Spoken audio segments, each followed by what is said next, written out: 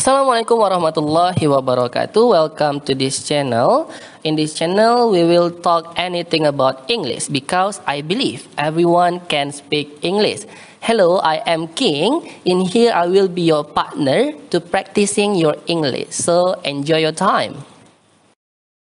Well, today we are gonna talk about part of speech atau bagian-bagian dalam berbicara. Ada 8 bagian yang akan kita bahas pada pertemuan kali ini. Dimulai dari bagian yang paling penting, yaitu adalah noun. Apa itu noun? Noun itu dalam bahasa artinya adalah kata benda atau segala sesuatu yang ada, baik itu orang, binatang, sekolah, dan sebagainya. Seperti teacher, orangutan, school, dragon fruit, fire, rain, dan lain-lain.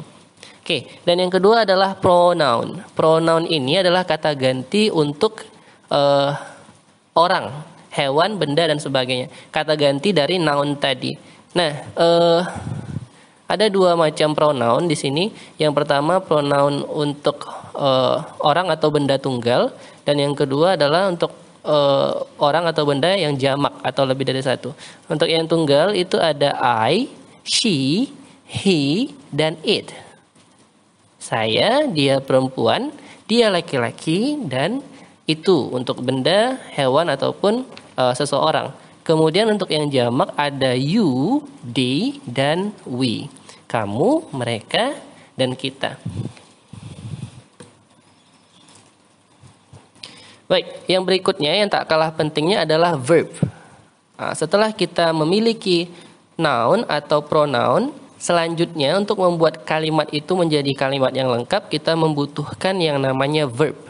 Verb itu adalah suatu kegiatan atau kata kerja. Nah, umumnya yang selalu kita dengar yaitu play, eat, drink, study, go, listen, make, wear. Bermain, makan, minum, belajar, pergi, mendengarkan, membuat, memakai, dan sebagainya. Maka kalau digabungkan subjek pronoun tadi dengan verb, dia akan menjadi I eat breakfast, you read a novel, they listen a music, we go to the mall. She plays piano. He sleeps at night. It runs well. Baik, ada catatan di sini ketika kata kerja yang diikuti setelah subjek she, he, it, kita tambahkan dengan s. Maka yang seperti kita lihat di sini, dia menjadi she plays piano, he sleeps, it runs, Mrs. Daisy cooks. Nah, jadi setiap kata kerja yang bertemu dengan subjek she, he, dan it, maka kata kerjanya ditambahkan dengan s. Lalu yang berikutnya adalah verb to be atau pengganti dari kata kerja.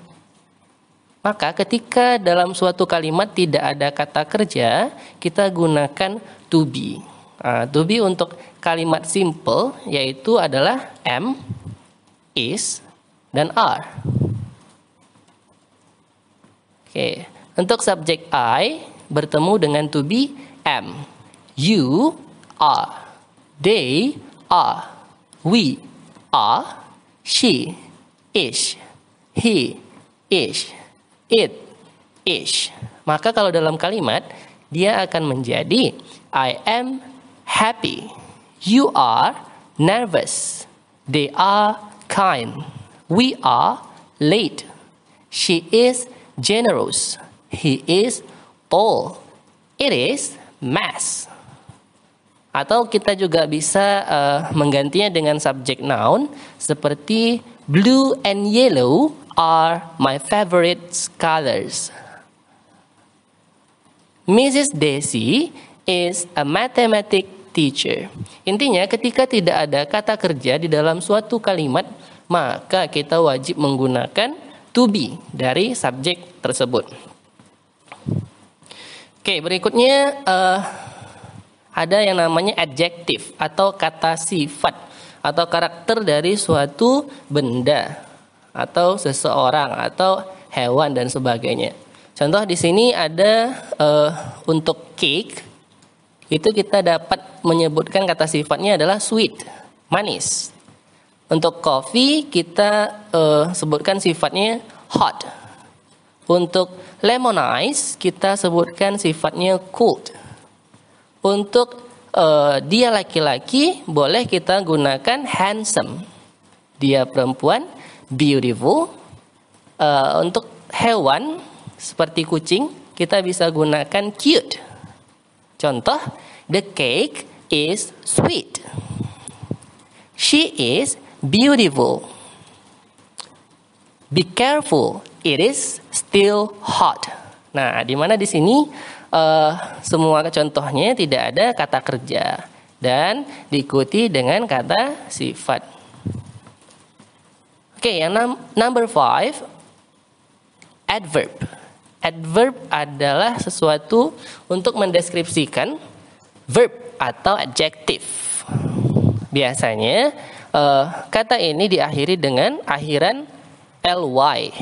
Contoh, beautifully yang artinya dengan cantik. Quickly dengan cepat. Friendly dengan ramah atau secara bersahabat. Strongly dengan kuat. Contoh, she plays the piano beautifully. Dia bermain piano dengan cantik, dengan sangat indah. He is very friendly. Dia sangat ramah, sangat bersahabat. Randy quickly rides his bike. Randy dengan cepat mengendarai sepeda motornya. He pushed it strongly. Dia mendorong dengan sangat kuat. Berikutnya bagian dari part of speech. Number 6 yaitu preposition. Preposition umumnya ada 3 yang biasa kita gunakan.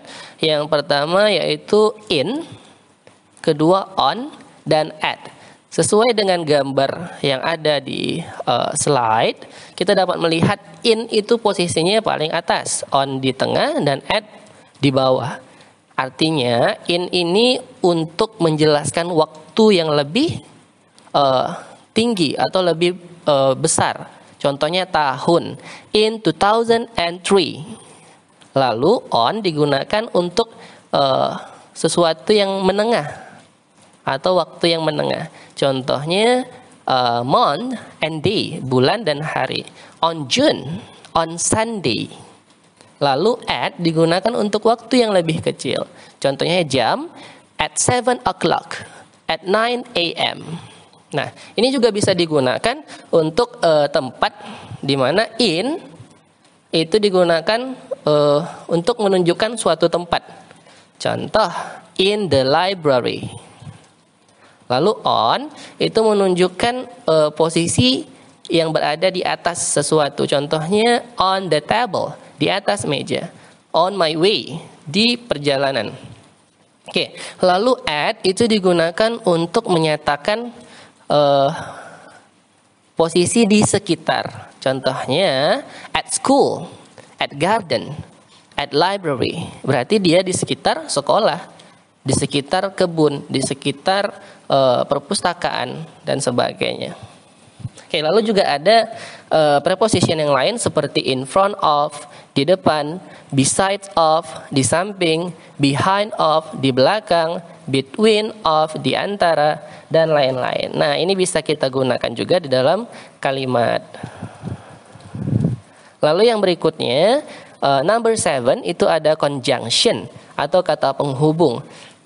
Kata penghubung ini sangat penting ya ketika kita ingin membicarakan suatu hal atau banyak hal sekaligus. Jadi ini sebagai penghubungnya, penyambung kalimat. Contoh, di sini ada and, dan artinya, kemudian and then, kemudian, after that, setelah itu, Next, selanjutnya. So, jadi, because, karena. Next, selanjutnya. Furthermore, ditambah lagi. Nah, masih banyak conjunction-conjunction lain. Mungkin bisa sama-sama kita temukan di buku atau di internet. Kalau di dalam kalimat, dia akan menjadi seperti ini. I like basketball because it looks cool. And someday, I want to be a famous player like Stephen Curry. So, I can make my parents proud of me. Furthermore, we can go anywhere. Nah, ini ada beberapa kalimat yang ingin kita sambungkan, maka kita gunakan conjunction tadi. Di sini ada conjunction because, kemudian and, so, dan furthermore. Itu bebas kita kreasikan. Lalu yang berikutnya atau yang terakhir di section ini adalah interjection. Interjection atau kata seru. Kata seru ini ada bermacam-macam seperti oh dear, hey, huh, oh, wow, oh my god.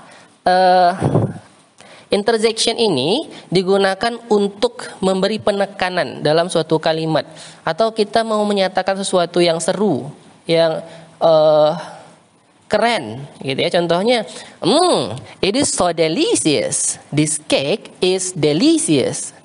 Atau ketika kita melihat ada seekor kucing yang lucu, kita bisa menggunakan interjection, oh, it is so cute, dan sebagainya.